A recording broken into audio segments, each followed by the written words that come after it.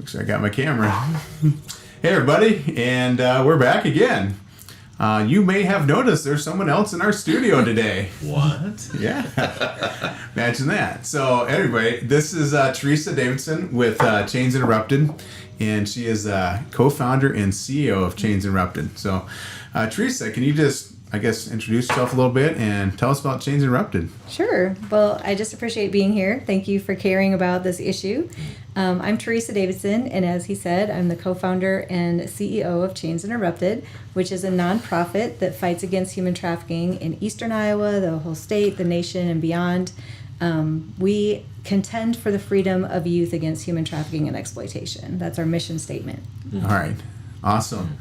So, what would you say if someone, I think there's a lot of people out there that are not very aware of, they know that it exists, right? They know it exists. But I don't think they're aware of the magnitude of the issue.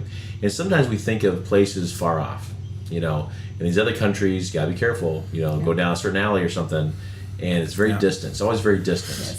Yes. Wherever anyone lives, their neighborhood, and anywhere in the country, they think it's a distant thing. So just can you help us out a little bit with that on how close to home this might actually be for some of our listeners, and just kind of the reality of the magnitude of the problem? Absolutely, and you raise a really good point. And I was one of those people. So I first discovered human trafficking existed in Africa on a medical mission trip. So I'm a nurse practitioner by trade, and I used to do medical mission trips where we would set up a free medical clinic and in areas that people didn't have health care. And what I discovered was that traffickers were using the long line of people that were waiting to get into the clinic to groom them into trafficking. They were coming up and using like the promise of a better life, or a fraudulent romantic relationship, a fake friendship, a fake job offer, whatever they could to use them to, basically exploit them for their own personal gain. Wow. And so I thought to myself, this was in Africa, right? So I thought to myself, well, thank God I live in the United States. Yeah, it doesn't where happen that here. doesn't happen. Right. In Iowa. Right? Yeah, right. So I came back to the United States to form mission teams to research and go over there and take care of this international problem. And I discovered that it was right here all along. And again, naively thought to myself, oh, thank God I live in Iowa. Maybe this happens in California or New York, but not in my beloved state. Yeah. Iowa is not exempt at all from this heinous crime. And in fact, maybe even surprisingly, it's prevalent in rural areas because traffickers can hide more easily there. We're Iowa nice, we are a little naive when it comes to the evils of this crime, how prevalent it is. And so there's less police presence, less DHS presence, less, people monitoring things.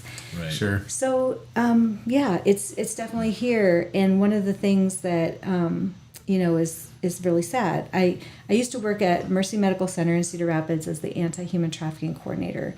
And it was a position created for me there. It was the first of its kind in Iowa, only the 5th in the nation. And we thought that position would be for people coming through the hospital system, that maybe somebody victimized would come through the emergency room and that we could help them. Okay. And I sat at my desk and I told administration that there might be 10 people in a year that we could help that way. So imagine my surprise when the very first year I got 58 referrals. Oh, wow. 58. Not all of them were coming through the hospital system, but there was a place to call now. There was somebody to listen now. There was somebody that was training on what it actually looked like and what to do. And so people were calling from all over. The library, they were calling. Police departments were calling. Even other advocates were calling. People that were victimized in the community were calling. It was, So is that when you really started to see how bad it was just locally? You started to realize that numbers. It's a lot more than we're even thinking then. Yeah. Okay. I knew that it was bad, but then we started getting some solid data. So 58 without advertising. Like we just went on the news one time and said, we have this program, and word of mouth, it just got around and people were calling. The second year I was there were 73 referrals. The third year, 92. And these are unique individuals, not the same people that were calling the year before. They still called, but it just added, on. So what was the year, that first year? What year was that? 2018. Okay, I got you. Okay. So when did Chains Interrupted start then? Was that in 2018, or when did you guys get started? Yeah, so Chains Interrupted has a unique history where it formed from the merge of two organizations. So I started this whole work, that whole mission trip in Africa was in 2010. Okay. And then in 2012, I started working in, the community with sisters and brothers collaborating against human trafficking, and Cedar Rapids Gives. And there was hardly anything going on in our community for this. I had never heard of it before. And those two organizations ended up dissolving, and Chains Interrupted was formed. Okay. So roughly 2014, but officially in 2016. Okay. All right. Yeah. Awesome. So what kind of numbers are we seeing today, this year? Well, it keeps growing. And yet the pandemic, we saw growth, and then less reports. But we knew that it was actually getting worse during the pandemic, Sure. and that it was changing significantly. And it did.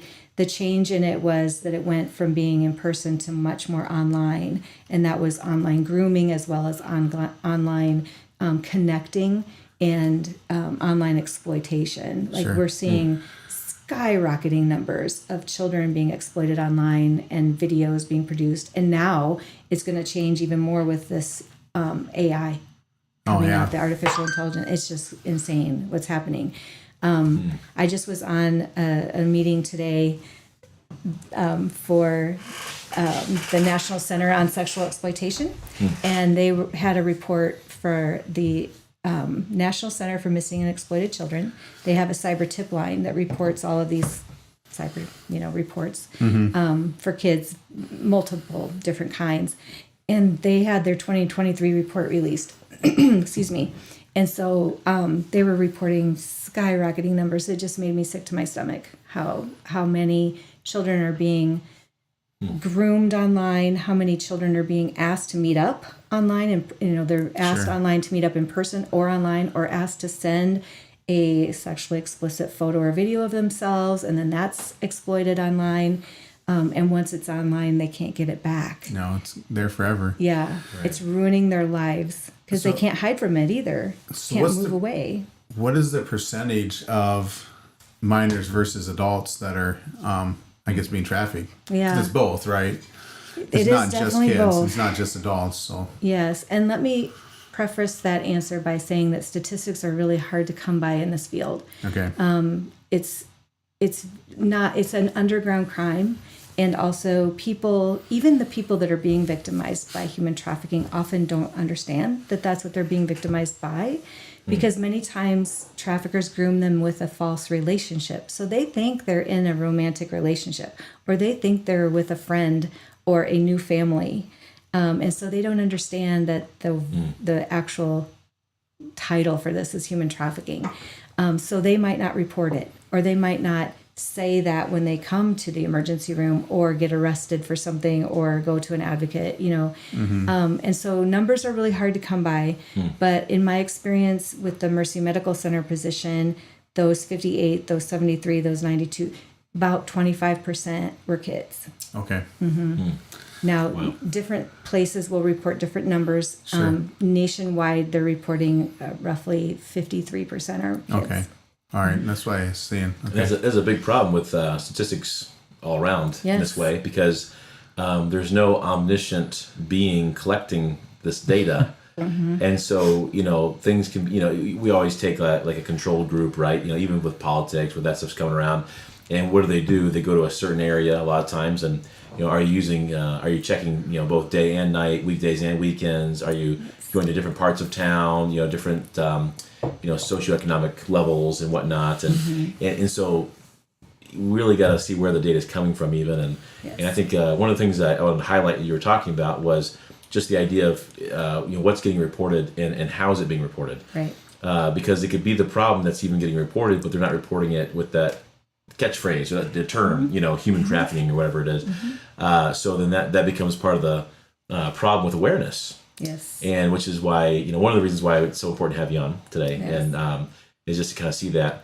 I was just talking to a police officer from Ankeny, where I'm at, just a couple days ago, just happened to be. And he revealed that he is the number one crime, the number one problem anyways, in Ankeny was child pornography. Even I think a lot of that's even linked. A lot of that. It just kind of turns your stomach a bit. What's really going on out there, and there's a lot of dark stuff. And I think a lot of times it's not pretty enough to make it to the mainstream news. It makes people feel too uncomfortable. We want to sell things, and so we're not going to put this out there. It's freedom of speech. Yep, and I don't want to get too political, but there's that. Be careful here. I don't want to put you in any positions as well. But just the idea of there's people of power and influence and money that are involved in these evil things, and so I think a lot of things get covered up or pushed to the side because of that. I also wonder, you can choose to speak to this or not, but just with the a lot more people coming over the border and things, I think there's a lot of victimizing there, where they're snatching up people that don't know exactly what's going on. Would you say that is the case, that increases numbers? I do not mind talking about that at all. Okay. In fact, I just got back from November speaking at the JUST conference. If you've heard of Shared Hope International, they put on a JUST conference every year, and it's an international conference, and I was honored to speak on this very topic at that conference in D.C. because Iowa has a huge problem with child labor trafficking. And I've been working with law enforcement and various state agencies and federal agencies to try to combat this, because what's happening, and I've been a missionary to Guatemala for years. In fact, went down and lived there for a month to do research about human trafficking, what's happening in Guatemala. And so it breaks my heart that many of these children that are coming are from Guatemala. And so it's just, the Lord has such an amazing way of showing you what you're supposed to do, right? So the story behind this entire way that I got involved in this is that I was invited to an Iowa Law Enforcement Academy presentation down at the downtown Cedar Rapids Library. They'd asked me to come and speak to the law enforcement officers there and bring a survivor if I could, so that they could also tell their story, so that law enforcement officers could understand it a little better. And I'm sitting there listening to this presentation, and I'm thinking, well, I kind of know everything that she's saying already. And up pops a slide with my hometown, town of 2,500 people in rural Iowa, with children from Guatemala being labor trafficked. Wow. And I thought to myself, well, that is exactly what I'm supposed to be involved with, and fighting and helping. It was like a 2x4 hitting over my head. And so I went back to my hometown, which I hadn't been there for a long time. Once you move away, sometimes you just kind of get on with different things and time goes fast. And I went back and they're like, yeah, we've had this huge problem. And basically what's happening is that people in Guatemala, Nicaragua, different places, they have a hard time. They have a hard life. Sure. There's a lot of poverty. There's a lot of violence. There's gangs. Parents don't want that for their kids. And so along comes this person who will say, I'll take your child to the United States. If you give me $15,000 US dollars, wow. $15,000 US dollars, yes, I will take your child to the United States, and I will make sure that they get a good education and a good job. And with the money that America has, you pay this $15,000 off in less than 6 months. So no problem. So these people obviously don't have $15,000. So then they give them the deeds to their house or their family business or their compound or their farm. Okay. And they give them their deeds. And then they take their kids, and they're coyotes now, right? And so the coyotes will transport these children up through Mexico and to the border. And somewhere along the way, these children are given a little slip of paper that has somebody's name and number on it.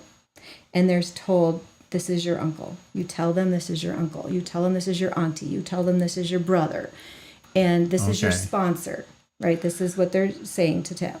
So with the number of people coming across our border right now, if a Border Patrol agent gets a slip of paper that somebody already has a sponsor, they are like, thank God. Like, I don't have to do that work. There's so many. Oh, sure. So immediately they just accept that. And they call the Department of Health and Human Services, who then, through our tax dollars now, come and get the child and take them into the arms of the trafficker. These kids have no idea who these people are on the slip of paper. They say they're their uncle, but they don't know them. Yeah. I know this for a fact because I've worked with many of these kids. A lot of these so-called sponsors are sponsoring up to 29, 30 kids. And so the kids get then to small town Iowa, and the sponsors then say, you need to work.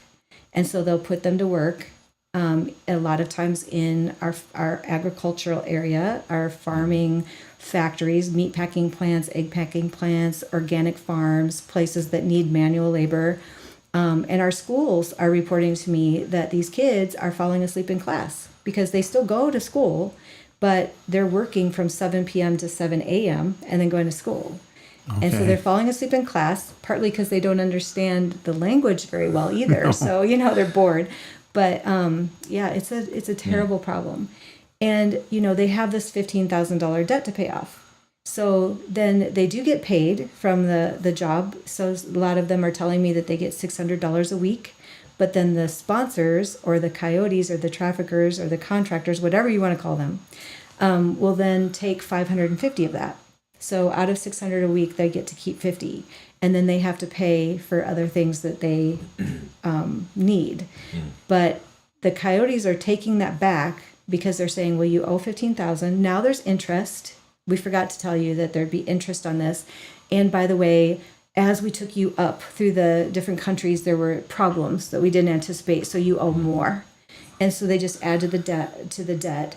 And then they'll tell them, now you need to pay for your living expenses, and your rent is $900 a month, and they're living in a garage with 10 other people, and they're all having to pay $900 a month. Your clothes, your food is all costing me, so you must pay. So you never get out of debt, and so you're never trapped in slavery forever. Yes. Yeah. So what are they supposed to do? Like, they're here without documents, so they're told if you go to law enforcement, you'll be deported. Mm-hmm. They don't know the language very well. They don't know their rights. They don't know who's helping them. There are so many of them that it's, going to be unsustainable to help. They can't go back to their country because their family will lose their business or their farm or their compound or their house because they've given the deed over. And they're also under threat. So the traffickers will tell them, if you say anything or do anything, we'll kill your family. And how old are these kids then in general? Like, what's this age range? The ones that I've met at least for the labor side, anywhere from 13 up into their early 20s. Okay. Yep. Gotcha. Wow. Yep. That's tremendous. And then, what are is there any way, like, how would you find out? I'm trying to word how to ask this question. What would be the best way for you to estimate the numbers that are involved in this? Is there any way to do that, or how would you go about it? I do know that you can look at schools and see how many children are in our schools, because our schools do provide education for documented or undocumented, and I think that's good. Mm-hmm. But you can look and see that, and I can tell you can, watch to see who falls asleep in class, and it's kind of obvious. There was a situation where one of the little guys had really accelerated and was really showing a lot of promise and being a leader in his community. And so he got put into this kind of a gifted program, and they got to go on a trip. Well, when the teacher reached out to his sponsor to see if he could go on the trip, the sponsor told her that he had to check with the business to see if the business would allow him to leave, and not to take vacation, but to actually leave. Like, the business was in control of this child. And it was a huge red flag for this person, this teacher. And she reached out to me and said, "What do you think?" And I'm like, "Yes, absolutely." And trying to meet with them, but they're, what do you do? I mean, they're terrified. Yeah. And yeah. I can tell them that, we can provide protection for them in the United States, but I can't provide protection for their family in Guatemala if they renege on their deal that they made. Yeah. And so that's a huge barrier. There's so many barriers. Yeah, so the only way to solve it then is you have to take down the whole the whole chain, right? Yeah, and even so, I mean, it'd be easy for me with the contacts that I have to come into this town and bring down the hammer, right? Yeah. And I know this is a contractor. I know this is a contractor. Take them out. But I can tell you that if that happens, that 60 to 100 families will be out of work immediately, and they'll just replace them with another contractor. It's not, we have to get to the core. Because there's so much money involved in this. Yes. Yeah. You only catch the sloppy criminals, right? Yes. It's, who ends up in jail? Usually it's the, what you call the dumb criminals. They get caught, right? Or the victims. Yeah, well, yes, absolutely. You already talked about that a little bit. Yes. Which is a shame. They don't understand they're caught up in this thing to begin with. It's incredible. So what can, I have 4 children running around. I have another one due here at the end of June. Oh, congratulations. Yes. And so that really concerns me, though. For my boys are 12 and 10. They're getting a little older. They understand, some more things. It's still possible that they could, somehow get into something like this in various ways. I think my 2 and 4-year-old girl, and so when I think about these kids like this and other people's kids, right, too, but what do I do as a parent to try to help my children not to fall victim? Like if, because there's so many different situations where someone could take them or, as you said, befriend them, fake friendship, fake relationship, So what advice would you give? Okay. Well, that's a big question. It is. Yes. And I would start by telling you that this happens to boys as well as girls. So don't, rest because you have boys. Right. And especially with boys, I would, I would even go back and just strike that comment because girls are getting involved with pornography as well. But I think that parents typically have conversations with their kids about things of danger, like don't smoke, don't drink, don't have sex, don't, all this stuff. But we don't talk about pornography. And I know of quite a few people who have gotten caught up in the addiction of pornography, which happens more often than you think, this addiction. Yes, absolutely. And huge. They didn't know enough to not look at the first thing that pops up. And with online porn now, it's searching for our kids. Yeah. Like it's there no matter where they are online, just trying to reach them and suck them in because, of money. Yes. And so we really do need to start having conversations with our kids about that. Speaking of online safety, we just absolutely have to. Children just are not developmentally capable of handling what is being thrown at them online. So we have to be there. We have to be looking at what they're looking at online. Who are they talking to online?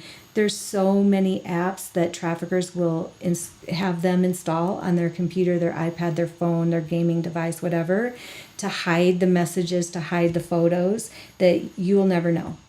So you have to have open relationships with your kids. You have to have open conversations.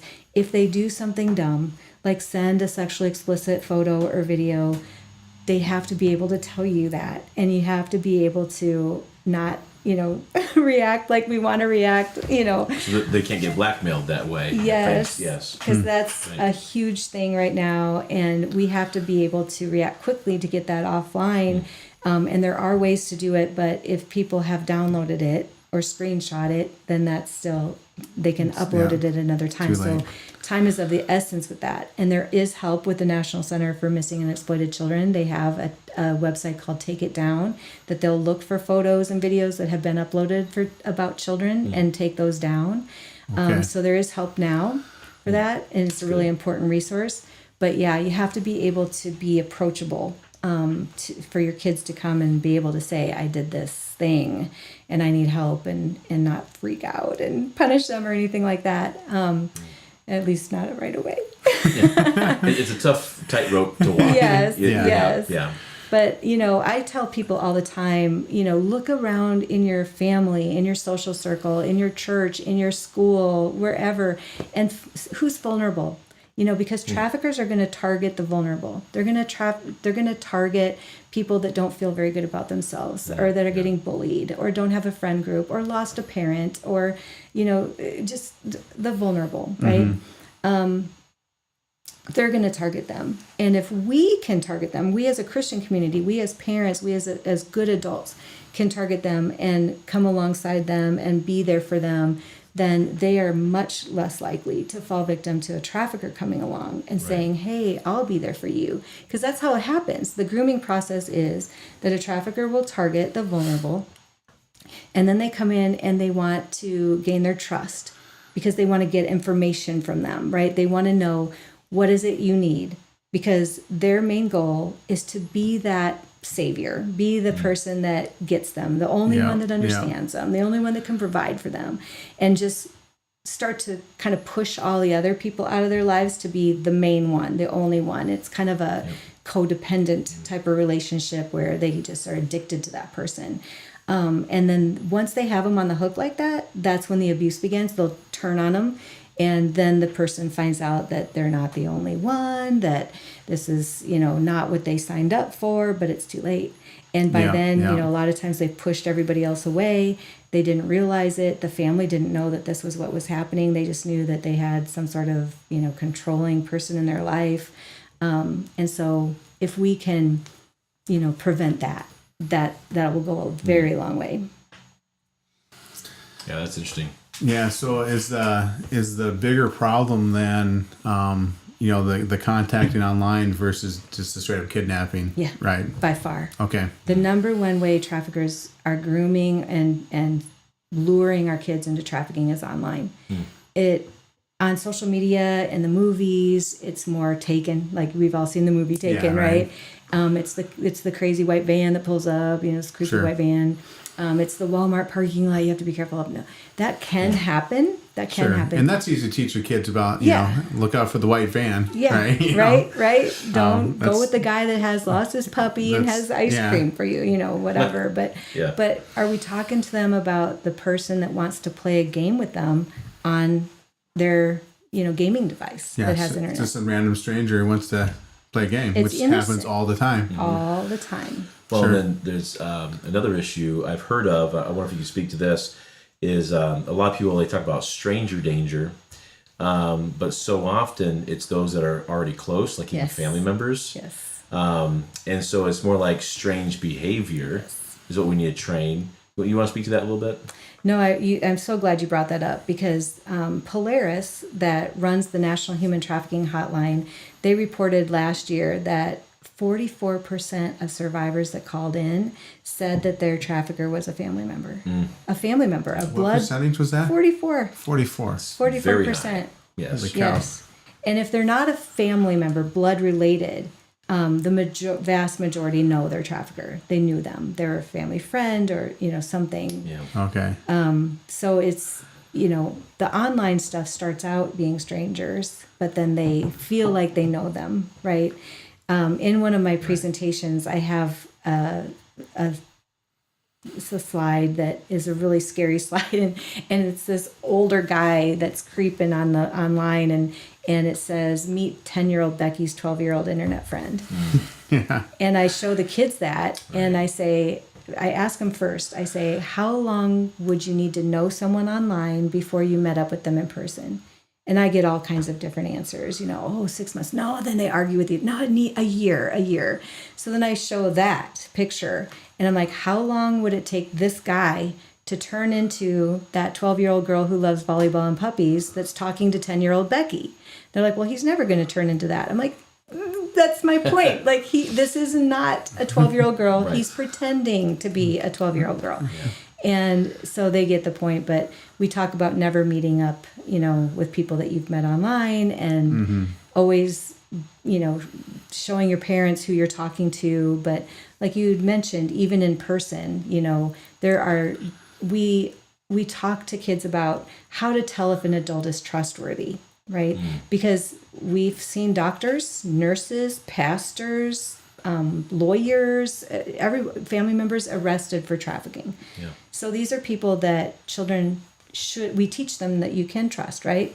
Don't let anyone touch you there except for mommy, daddy, and the doctor, right? Well, then you see a doctor arrested for human trafficking and you're thinking, not the doctor anymore. Now cross him off the list. Yeah. And so with kids, we teach them, especially about family members, that if there's someone that treats you differently than they treat other kids, like they want to get you alone more, or they tell you that they want you to keep a secret for them, like what they do with you as a secret, or just between us, or I think that's the biggest one I've heard. Yep. Is the secret, and it starts out. I'm sorry to take over there, nope, but I just good, go ahead. it gets I get passionate about it too, and it'll be something even as simple as like at a church, and you have maybe the guy or lady that might find a kid playing with the ball in a room. Yeah. They go in there and they just play that ball, and they play that, and they spend that time with them, and then just say, "Hey, I really like you, and you're not like anybody else," and just like you're saying, and then they'll just share something that's harmless. Yep. Because the kid might share that right now. It's in the beginning of the relationship. Can you keep that a secret? Can you keep that? Like, wow, I can't talk to anyone else like this, and and you're right. And the kids, especially those, as you mentioned already, that are insecure, they're starved for attention, they've had some bad, situations and neglected perhaps or something. This is their first time they're getting this tons of encouragement, attention. They've never had this or eaten it up. They'll do anything to keep it. Yep. And so I like what you said earlier, that the Christian community, the body of Christ, we need to come around these people. We need to find them first. Yep. And give them scriptural encouragement, show them the community of Christ. Yes. And they're not alone, they're not worthless, there's identity, value, and community in Christ here. Amen. And you don't need to go anywhere else. I think that alone solves a lot of problems. Okay, it's not about me now, so because that was just so valuable what you said there. Yeah, right? no, it's really good what you were saying too, and it's so hard because if we can prevent this, that's the key. That's the key, because I've seen hundreds of people that have experienced human trafficking, and the trauma that they've endured, they'll live with it forever. Yeah. Families will say, they've never been the same, and they're not. It's a complex, deep-rooted trauma that changes you forever. And so we really do need to prevent it. And not just so that they don't have this, but just because it's just so evil that no one should experience it. So what about somebody who's in trafficking, who is a victim? If they're listening to this, what's the help for them? What do they do? How do they get out? How do they get over it? And what are the steps for them? Yes. That's good. Yes, and I'm really glad you asked that, because the last statement that I made it seem like there's no hope for them, and that's not true at all. They may never be the same, but some of them have just really found a lot of recovery and even better lives than they had before. But there is a National Human Trafficking Hotline, and that number is 1-888-373-7888. If Say it one more time. There's also the Iowa Victim Service Call Center. And you can text these places. There's online chats for it, and each of these websites have immediate, like a safe close. So if you just click there, it goes to a pizza parlor restaurant or something like that, so Sure. that if someone catches you online, That's really it's good. safe. Yeah. So they can call those hotlines for help. There's usually advocates like me and different organizations like Chains Interrupted in each community around Iowa, around the nation. If someone would need to get into a safe house, they can call those hotlines or one of the advocacy agencies. Even domestic violence and sexual assault advocates, they're aware of these now, and a lot of them will help people that have been victimized by human trafficking. So there's a lot more help now than there was, and we can get people that have been victimized here, in this area, to another state to have a safe place to be and restoration, because Get them out of the environment. Get them out of the environment so that they're safe, and then also not triggered all the time by the trauma that they experienced. So there's housing, there's counseling in those places. A lot of times people want to stay in their community and kind of recover on their own, and that's a little harder because the resources aren't as prevalent as if they go into a restoration home, but they're there and we can help them too. Chains Interrupted focuses on youth, and we help kids, but we can definitely provide resources for adults to get help. Okay. That's awesome. Yeah. So what if someone wants to get involved with your ministry? What do they do? So we have a outreach director named Nikki Stallman who would love to meet with them and help them figure out where they could plug in best. Like what ministry they really enjoy, or what area that they'd like to get in. We have two kind of levels of volunteers. One is our volunteers, which walk in parades and do different fundraisers and different things like that, that are maybe how you start out. But we have dedicated volunteer group called the Chain Breakers, and this group is of people who are very dedicated, and they're vetted and they're trained specifically in human trafficking, and they do things like go into schools or churches or church youth groups or organizations that work with high-risk kids and present the canned presentations that we have to kids or adults. We have chain breakers that work booths. They do a lot of things for us that maybe take a little bit more knowledge, and Sure. And we do vet everyone that is around any kids. So I'm assuming you guys provide the training then for them as well. Okay. yeah. So Right. they can go to our website. They could email info@chainsinterrupted.com or go to chainsinterrupted.com. Yeah, and we'll put the links in the All those Yeah. in the things you've description said, stuff. we'll Yeah. have in the description. Yeah, Yeah. Perfect. that's good. All right. So the big question: how do we stop this? Yeah. Well, I feel like human trafficking kind of sits on a three-legged stool. So we have the people victimized, and we can go and we can try to prevent, and we can try to get the people that are victimized out all day, and they're just going to replace them with someone else. It's too easy. We have too many vulnerable people. We have too many people that don't feel really worthy about themselves. People coming across the border, as we mentioned before. So that's kind of a non-winning battle, which we will continue to fight. However, that's not the answer to how we stop it. Then you have the traffickers. Yeah. Now that's involving, greed and money, and a lot of times their own personal trauma. Maybe they were raised in a way that they feel like they need to take control back of their own lives too, or Sure. maybe this is familial. They're just passing it on. And they're going to just keep coming too. So if you look at the other leg of the stool, that's the demand. The consumer. Uh-huh. Yep. And this is a business model. And I kind of equate it to rotary phones. Nobody uses a rotary phone anymore, so we don't make them. We don't go get them. We don't sell them. So if no one was buying, then we would have no reason to have trafficking. Yeah. And so we need to stop the people that are buying. And who are the people that are buying? It's you and me. It's like everybody that we know. It's not the people that you think. It's the people that we work with, that we go to school with, that we sit next to at church. I mean, it's just, I think that you hit the nail on the head earlier when you were talking about pornography, because I really do believe that pornography plays a huge role in trafficking. Huge. And the statistics for pornography are unreal. Through It's, the roof, yeah. I mean, some of the latest stuff I'm seeing, it's somewhere between 95 to 100% of kids at the age of 11 are when they're getting exposed and addicted to pornography. Yes, and it's getting younger and younger. Yeah. And it's no longer, having to go down and find a magazine, either buy one or find one, or it's just online. And I testified before the Iowa House last year, telling them that we need to put a device filter on the phones, because if you do a search for anything, pretty soon pornography images come up.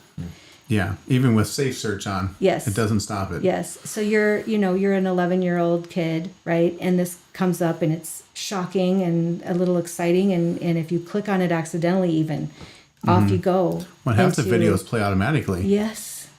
Yeah. Yes. And if you, it just gets in, and then they don't know what to do with that. And so they watch, and here we go.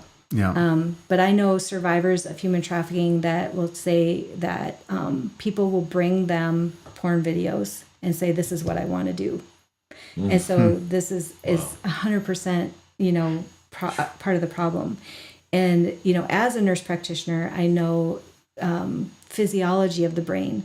And so pornography acts like a drug in the brain, and it releases those chemicals, those dopamine chemicals, and a lot. I don't want to bore you with all of that. I think it's really good, though. I just said, I was just talking to someone. I've had all these conversations recently. It's really interesting, by accident. God knows. But I was explaining to somebody that the way the brain works with the pathways and stuff. Every time you choose to do something, It's just re-networking your brain Yes. and how it works. Yes. And so, that dopamine hit, that dopamine hit is like, you win, you have sugar, you have heroin, in pornography. It's all the same. Makes you feel good. And so then like you have the little phrases, ain't nothing like the first time. People talk like that, or they're always chasing the dragon. They want to get that big feeling again. And so that's the issue with pornography is it starts, real small. I mean, it's still evil, but it's on a smaller, more shallow end. And then it doesn't do the same thing that it did before. Right. You always have to have a new video, a new image, a new person. Yes. Deeper, more violent. More violent. The same one. And then younger Been and there, younger. done that. Yes. Yep. You need the new image. So people sometimes we're the best person to justify our own sinfulness. And so some people they listen and they're like, well, I'm not doing so bad. I'm only doing, and they'll, whatever you're saying in your head right now, if you're listening, you're wrong. And I'd be open to say, as a young guy, I was caught up in pornography, and I will say there is hope in Christ. Yes, there is hope in Christ. There is victory to be had. But the first thing you got to do is expose it, and you got to kill it. Yeah, you got to admit it's wrong. Yes. You just start with, and, Absolutely.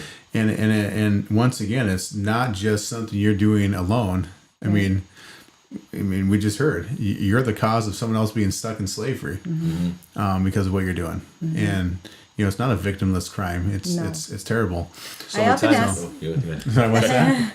I was so many times in those pornography videos and things that they're victims of trafficking. Yes. That you're even participating. That's who they are. And so often. Very often. I even ask my adult audiences all the time, if you're watching a video of pornography, how do you know that the people that are in that have consented? Họ do you know? And a lot of times people say, well, because they're, having a great time, you can tell. It's like, no, I know survivors of human trafficking that they were forced to pretend like they were having the time of their lives, or they were beaten within an inch of it. They had to pretend, or they filmed it again. You didn't act good enough, so we're going to do it again. We're going to do it again. There's many survivors coming forward saying that. So you really don't know. And interestingly, when I was working at Mercy Medical Center one year, I got a call from a porn star in Los Angeles. And he had Googled healthcare and human trafficking and came up with my name. And the reason that he Googled that was because he was having so many repeated exposures to STDs that he was worried about his health. And then he was questioning whether he was trafficked or not. And I said, well, tell me more about that. And he said that he had signed consent waivers, he had signed contracts, he had signed all that, but that it didn't really, it always went a step further than what he had signed up for. And it always seemed like he had to sign them. He never really felt like he was free to not sign them, because once you're in that industry, you really have a hard time getting out. Wow. It's almost like a gang, he said. That was his word. And so I said, well, if you feel like, trafficking is basically forced fraud or coercion. You're physically forced, you're tricked through fraud, or you're coerced psychologically through guilt, shame, loyalty, whatever. And so if you feel that that's what has happened, that you were forced or frauded or coerced into doing this, then yeah, that's trafficking. Wow. And so it's just an interesting, yeah. So it's eye-opening. Yeah. It's good. I think a lot of people are taking this in and learning a lot, and maybe there's a lot that can be identified and help take care of. And and of course I think we all agree the ultimate solution is making disciples. Yes. Because if someone is born again and then on that path of sanctification, being more and more like Christ, those things would not be happening. Right. At least, at the very least, on a much smaller scale. Yes. So it is truly the big solution.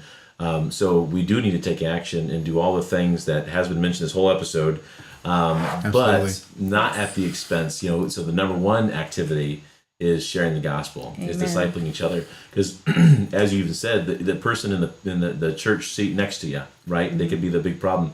So just because someone's showing up and looking nice, has a good job and things like that, doesn't mean that they're not involved in these things. And Satan attacks the ones that are trying, it could be any of us. Like, it just could be any of us at any time.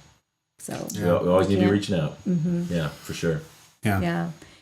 And if anybody is struggling with pornography, the Conqueror series is really good help. As well as last year at our gala, we had Joshua Broom come talk, and he used to be like America's #1 porn star. And he came to know the Lord and is now a pastor. And he came and spoke at our gala, and he helps people too and has a lot of resources. Wow. The His story is fascinating. I have to look him up, I'll do too. in a safe search. True. I have a filter on here. Right. You may get blocked on your search. Do be careful out there. But the book I always recommend is Finally Free. And I forget who wrote that. I forget who the author is, but Matt Morley, maybe, something like that. But anyways, I like that one. I'll check out those resources. We can put some of those links in the description too, because I mean, this is a huge problem, and it's in our churches huge. And it's not talked about. It's not, or when it is, people still aren't admitting to it. Well, sure.